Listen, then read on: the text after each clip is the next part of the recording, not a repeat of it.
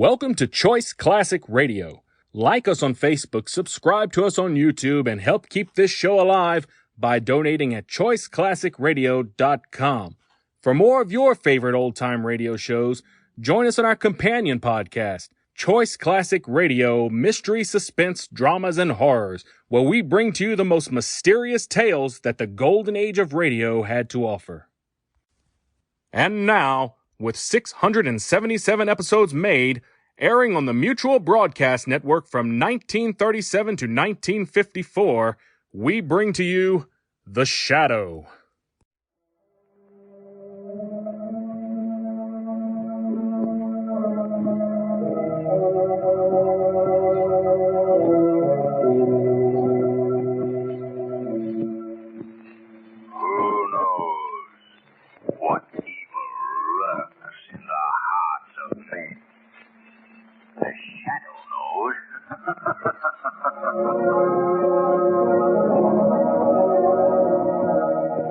Once again, your neighborhood blue coal dealer brings you the thrilling adventures of The Shadow, the hard and relentless fight of one man against the forces of evil.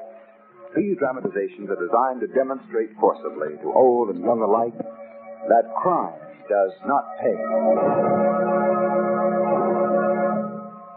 There is a lot more coal being mined this year than last year, so there's absolutely no reason for anyone to worry about a coal shortage this winter. The only problem is one of distribution, and that can be solved with your cooperation. Blue coal dealers right now are delivering anthracite as fast as they can. Some coal in every bin, enough for immediate need, is the goal of your friendly blue coal dealer. Don't insist on a full winter supply at one time. Help your neighbors now by being patient, and you'll benefit in the long run. Remember, there's enough coal for everyone. But deliveries must be confined to immediate needs at present.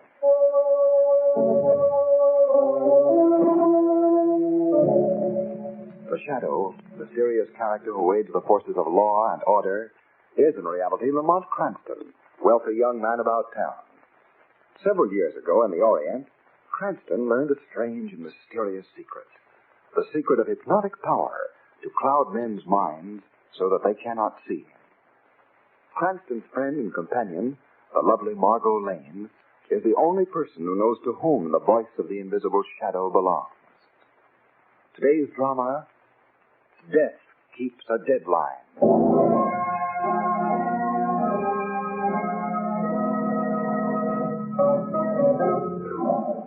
Fear, awful, haunting fear, is the spur that drives many a criminal to horrible deeds.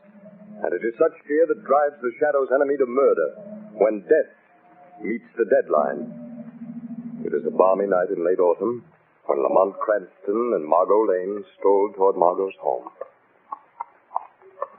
And here you are, Miss Lane. Safe and sound at the entrance to your apartment building. You're very gallant, Mr. Cranston. Oh, even at 3 o'clock in the morning. Tired, Margot? Yes, deliciously tired. Enjoy the evening? Oh, Lamont, it was perfect. Everything was scrumptious from beginning to end. The dinner, the theater, the dancing, even the walk through the park just now. Why shouldn't it be something special? After all, you don't have a birthday every day. For which I am profoundly grateful. Good night, Lamont, and thanks again so much. Good night, Margot. I'll see you. Hey, buddy. Got a match? Why, yes, I think so. Never mind. Get your dukes up. Lamont, he's got a gun. Say, what is this? It's a stick-up, buddy. Come on, get your hands up before I let you have it. Okay, lady. I begin with you. Hand over that purse. Come on, give me that purse and no stolen. Better do as he says, Margot. All right. Your turn, buddy. Give me your wallet. Make it snappy. Not tonight, Rabbit. What? Wait a minute, wise guy. How come you know my name? The car that just went by, Rabbit. Lit up your face for a moment with its headlights. Hey, keep your hands up. Keep them up, I tell you, I'll drill you. You're afraid to pull that trigger, Rabbit. You haven't got the nerve. You stay away from me, buddy. You take another step and I'll shoot. Put down that gun, Rabbit. Come on, get back. Get back, I'll blast you wide open. And why don't you, Rabbit? Go ahead. Go ahead and shoot. You can't miss me now. Oh, Lamont, no, he'll kill you. You haven't got the nerve to kill me, have you, Rabbit? You're afraid to pull that trigger. No, I ain't afraid. I ain't, I tell you. Then what are you waiting for? Well, my friend, you're certainly too late now. Oh, Lamont. Oh, there's nothing to worry about, Margot, except a few skinned knuckles. Say, that wasn't a bad uppercut, if I do say so myself. Yes, but you almost committed suicide. Walking straight into a hold-up man with a gun. Oh, Lamont. I knew he wouldn't shoot. You knew? How? But how did you know? Margot, that gentleman sleeping blissfully on the sidewalk is Rabbit Eddie Burke, hanger-on of Tony Morello's, the gangster. You see, Margot, Rabbit here is frustrated. A psychological case. What on earth do you mean? Well, he always wanted to be a professional gunman, but he could never summon enough nerve to pull the trigger. He's never been able to reach that pitch of frenzy to take that last fatal step. The kill. The whole underworld holds him in contempt as a cheap crook who carries a gun just for show. So that's where he got his nickname, Rabbit. Exactly. Whew, but still, Lamont, you took an awful chance. After all, there's always a first time. Even for Rabbit Eddie Burke. If there is, it hasn't happened yet. Oh, Margot, you go in and phone for the police. I'll stay here and keep an eye on our friend.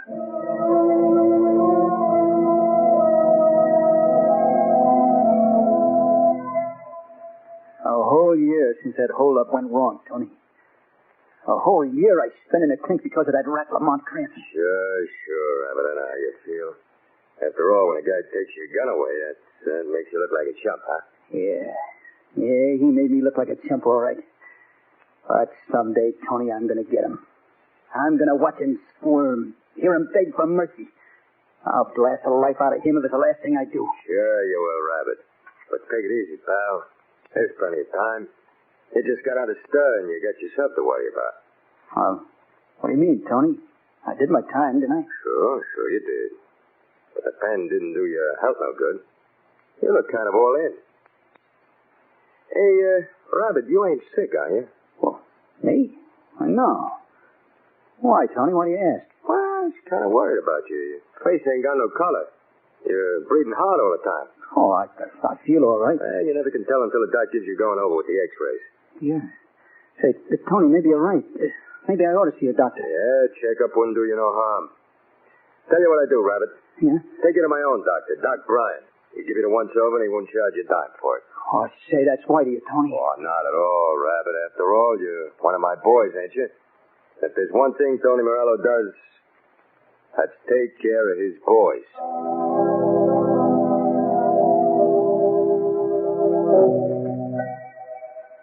See, Tony, I got the jitters. I wonder what's keeping the doc so long. There he is now. Mr. Burke, I've completed my examination. Yeah? Yeah, Doc, what'd you find? Mr. Burke, I'm sorry, but I've got some bad news for you. Bad? Some very bad news. Bad news? Oh, you mean I got something wrong in my chest? It isn't your chest I'm worried about. It's your heart. My heart? Yes. The x-ray shows that you have a very bad heart condition. A severe aneurysm. Oh, look, Doctor, what's it mean? I'll give it to me straight. It means, Mr. Burke, that you have a serious weakness of the heart wall. To be brutally frank, you haven't more than 6 months to live.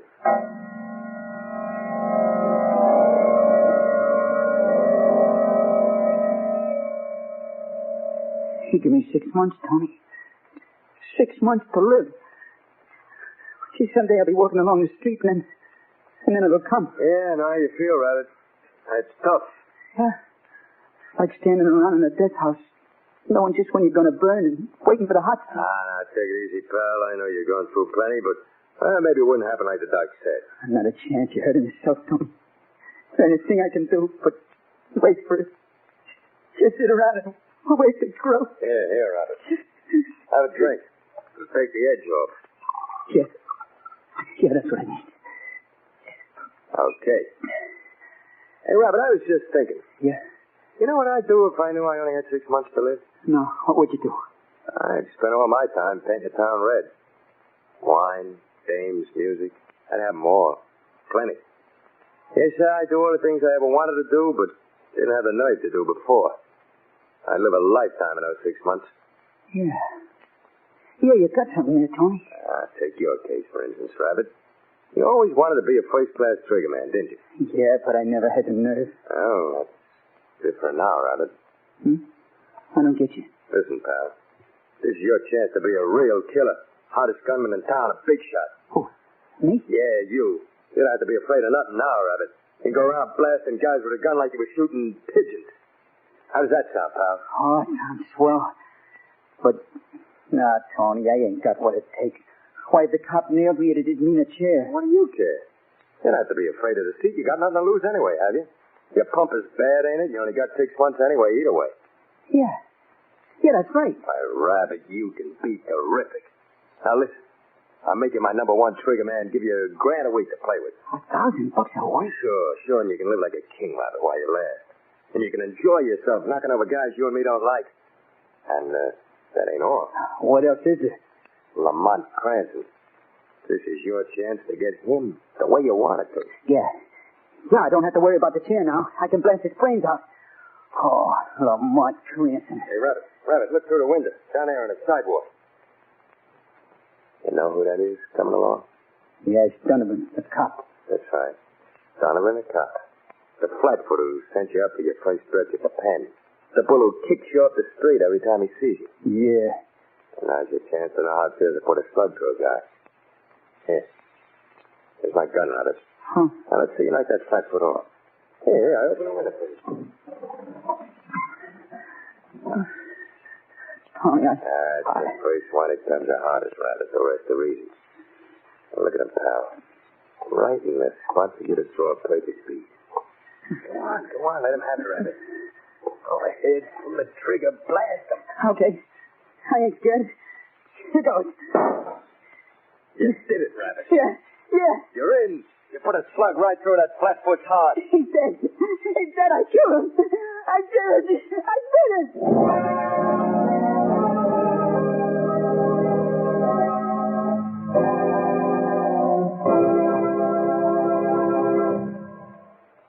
We'll return to the shadow in just a moment. But here is important information. Blue coal dealers everywhere are delivering fuel as fast as wartime transportation facilities will permit. Yes, we want to make sure that everyone has enough coal on hand for immediate requirements. To help speed deliveries, Blue coal dealers have asked consumers to cooperate by following 2 important suggestions. First, advise your dealer now of the estimated quantity of fuel you will require for the entire heating season. This will enable him to work out a schedule of deliveries that will ensure a steady supply all winter long. There is no advantage in placing duplicate orders with more than one dealer. It only makes distribution more difficult. Next, when your dealer has arranged to deliver your coal, be sure that someone is at home or preparations have been made to receive it. Loads that have to return to the dealer's yard complicate distribution and cause needless waste of gasoline and rubber. Remember, your Blue coal dealer has to plan the routing of deliveries several days in advance. Help him to maintain a smooth working schedule. Be prepared to receive your coal when it arrives by having the cellar window unlocked and the bin boards in place. This will save valuable time. And now, back to the shadow.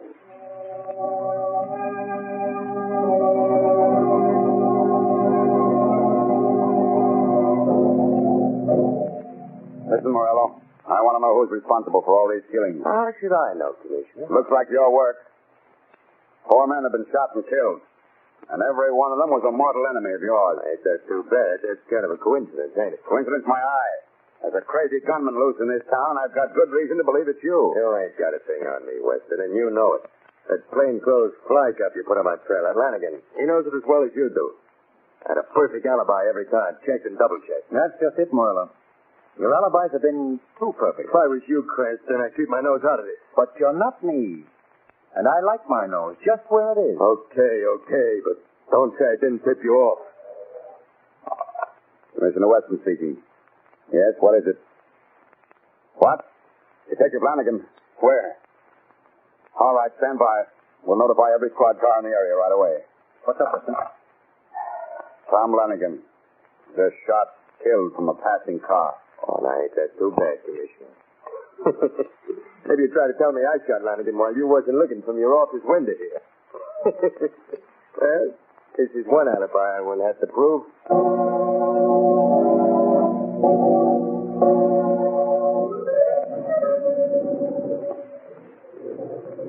Where to, Mr. Cranston? Where to?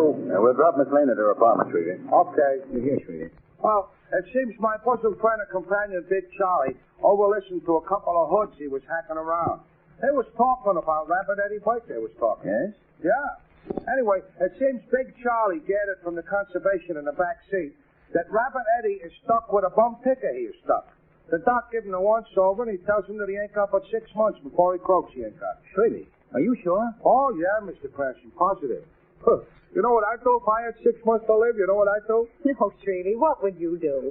Well, Miss Lane, I'd park this hack of mine in front of every hydrant in town. I'd park it. And I'd spend all day walling out traffic cops. I'd wall. And I'd go up one-way streets the wrong way. I'd go.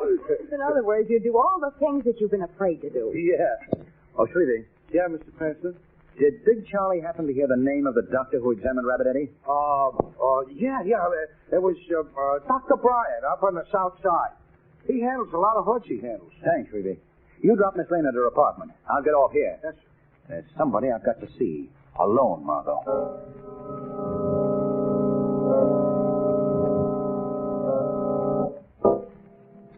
Listen, Tony, this ticker of mine may go at any second. My 6 months are almost up. So what, Rabbit? So I'm going out and give it to Lamont Cranston. Or it's too late. Listen, Cranston can wait. Got a couple of more important rats for you to bump off first. Next, Tony, I ain't taking no chances. I'm going to kill Cranston now. Oh, I can't wait to put a slug in that weasel's heart. Eat me alive. You listen, Rabbit, you do as I say. I'm giving the orders. Maybe, but I ain't taking them anymore. Oh, you little... Stop that cat, Tony. You're a little late, Tony. Just a little too late. You showed me how to use a gun, now I showed you. There's only one more thing I want before I hand in my chips. To get Lamont Cranston.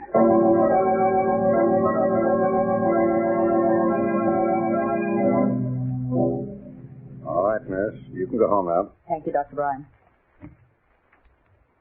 Let's see. I'd better reserve a table at the club.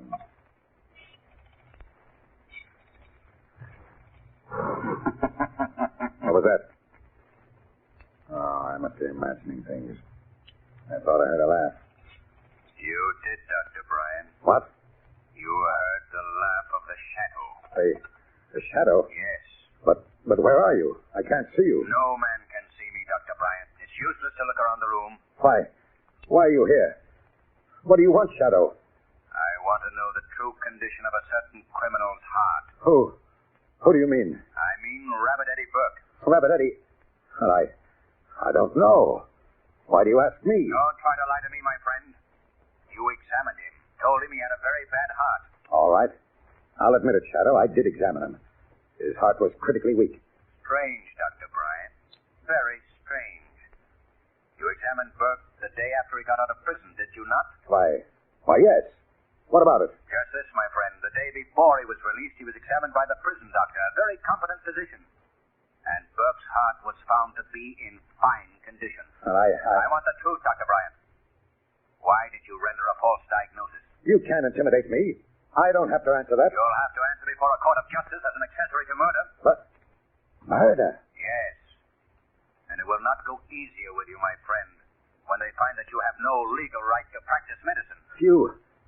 You know that? Yes, Dr. Bryan. I investigated you. For years, you've been masquerading as a licensed physician, dealing in crime behind a veil of respectability. Well, my friend, are you going to tell me what I want to know now? All right, Shadow, I'll tell you. But it was Tony Morello who made me do it. He wanted Burke to be his personal gunman to do his killings. He knew he could talk Burke into it under the circumstances. No, it was a cold-blooded frame-up, eh?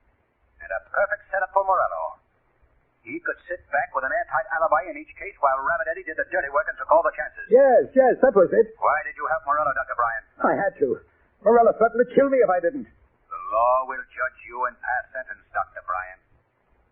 Meanwhile, I warn you not to leave town. Remember, the shadow is watching you.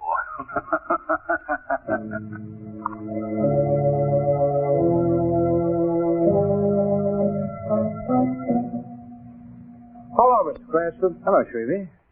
Did you bring Margot with you? No, Mr. Cranston. She was not in when I called for her. She was not. Well, that's funny. We had a date this afternoon. She should have been home long before this. Oh, excuse me. Certainly. Hello? Mark Cranston? I'm sorry, that noise in the background, I can't quite hear you. Is this Lamont Cranston talking? Yes? That dame of yours, Margot Lane. She ain't gonna show up this afternoon or any other afternoon. What do you mean? I mean, I nabbed her. Just 1 hour from now, I'm going to kill her, Cranston. And you won't be able to do a thing about it because you don't know where she is. Who is this? A friend, Cranston. Just a friend. How do you feel, pal?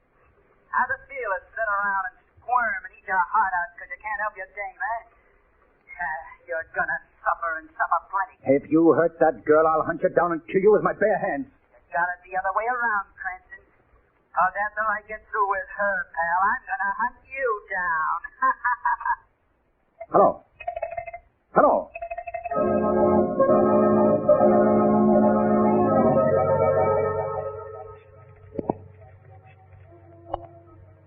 Water Department. My name is Lamont Cranston. I'd like to talk to Commissioner Murphy, please. Just a minute, please. Oh, hello, Mr. Cranston. What can I do for you? Commissioner, I need some information, and I need it fast.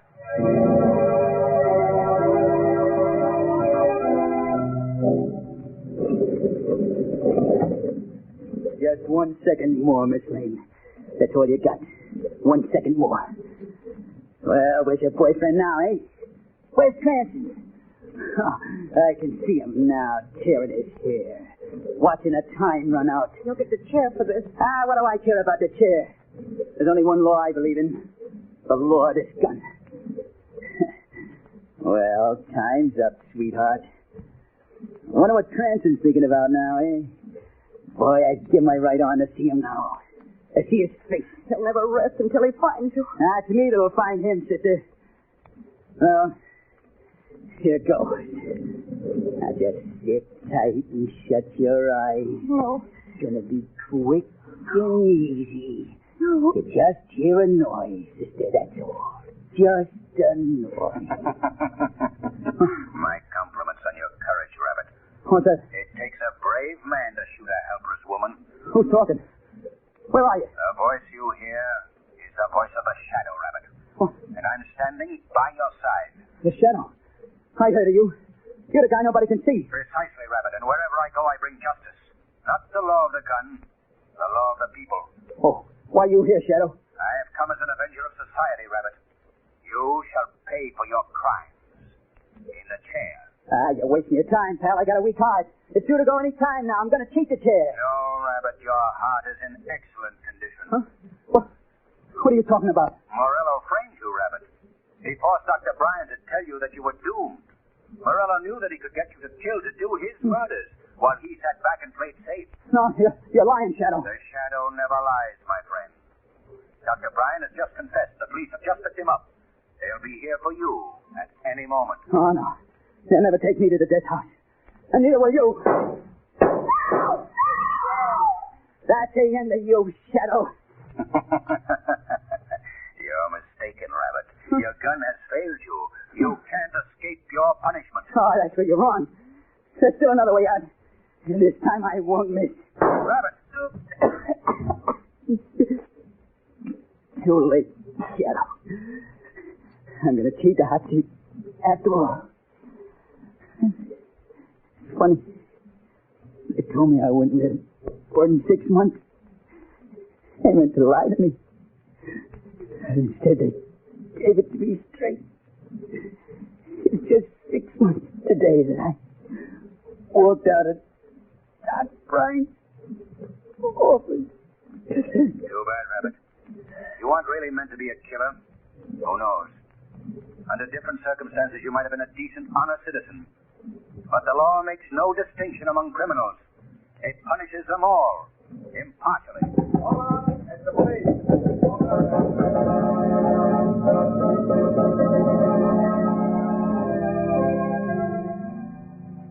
Oh, Lamont, you have no idea what runs through your mind when you're waiting for the shock of a bullet. There I was with my eyes closed and saying every prayer I ever knew when the shadow came along.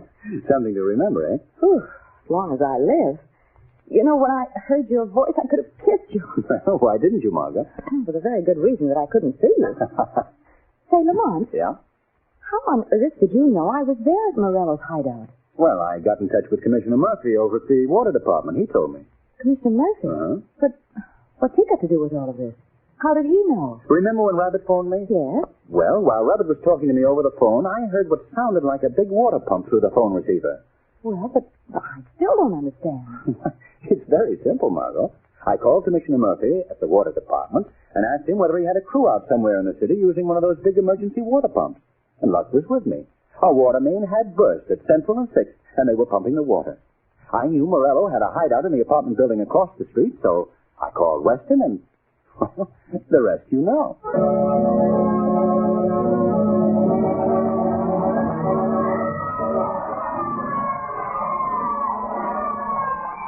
Now let me introduce Blue Coal's distinguished heating expert, John Mosley.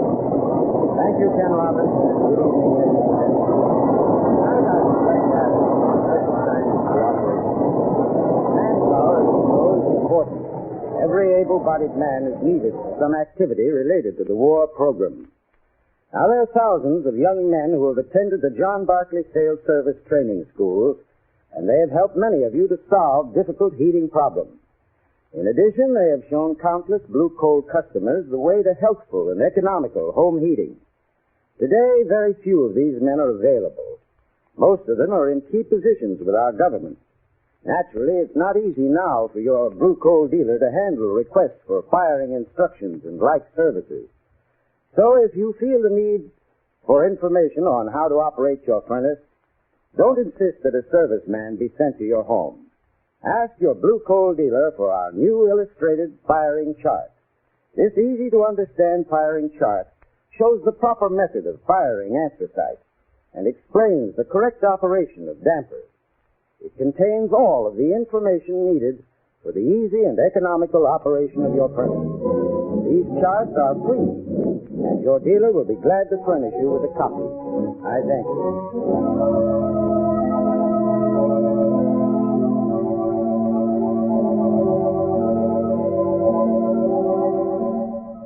The Shadow program is based on a story copyrighted by Street and Smith Publications. The characters, names, places, and plot are fictitious. Any similarity to persons living or dead is purely coincidental. Again next week, The Shadow will demonstrate that the weed of crime bears bitter fruit. Crime does not pay. The Shadow knows.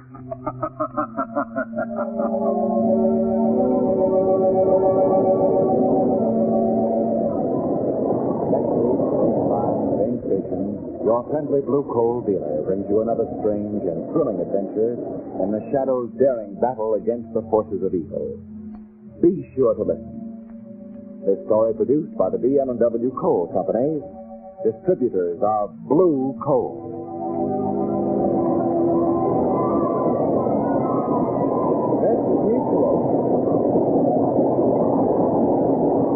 Longines Water has been made for many years. The Longines factory was established in 1866. The first Longines factory was located in one small building. Today, the Longines factory covers 30 acres.